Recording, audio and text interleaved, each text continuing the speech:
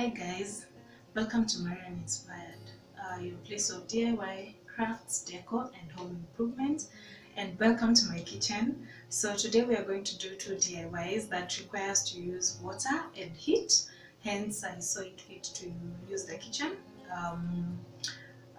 Safety first, please take care. So the first part, we are going to do a DIY gift for Father's Day. Happy Father's Day to all the fathers out there. We celebrate you. Then the second DIY, we are going to do bottle cutting.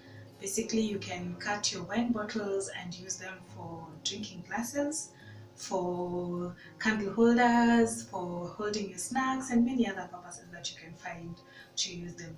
So we'll start with the first DIY.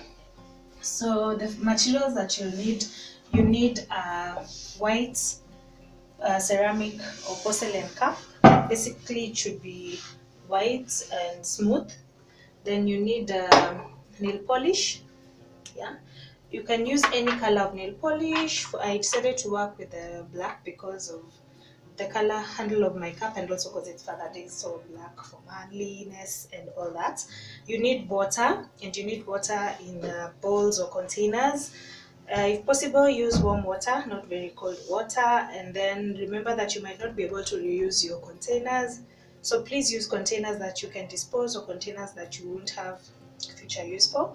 Then you'll need toothpick. Then you'll need tissue paper or a kitchen towel just to dry your cup once you're done. So we'll start with the first cup. So for this cup, I decided to go with more of a maroon reddish color. So you just pour your nail polish. Ensure you pour a bit of it. Okay, mine is refusing to come out.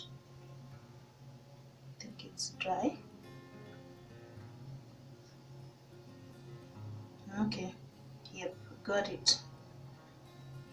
Yeah, so just pour a bit of your nail polish. Don't pour too much in. I think that's enough. Once you're done with that,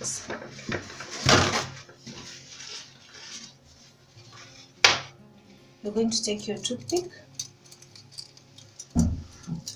so that you can swirl up the nail polish a bit. So the trick with this is that it dries up very quickly, so please don't delay to put in your cup. Remember, the side you put first will have more of the color because it goes collecting around your cup. Yeah, so as you can see,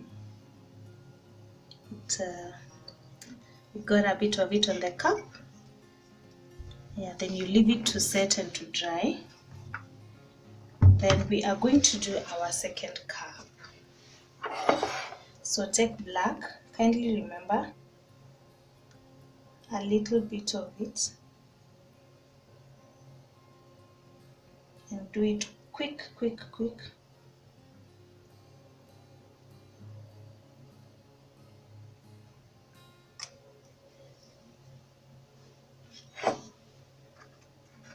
So you'll see it forming the swirls in the water. You can use a toothpick to do that.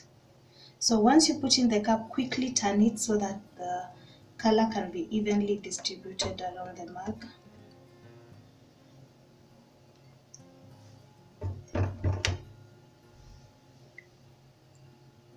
Yeah.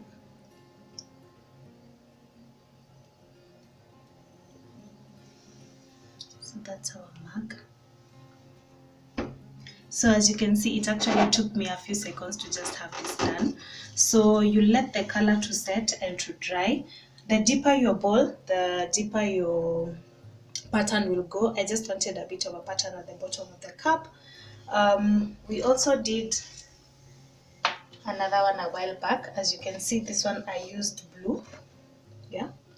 So we have the black, we have the blue, we have the magenta. You can also do this on your drinking glasses. You can still reuse your water actually. So for the same color, you need just to break the surface.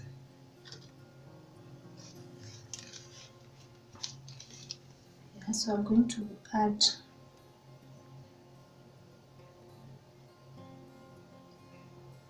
a little bit more of the nail polish. So I'm going to put my drinking glass in.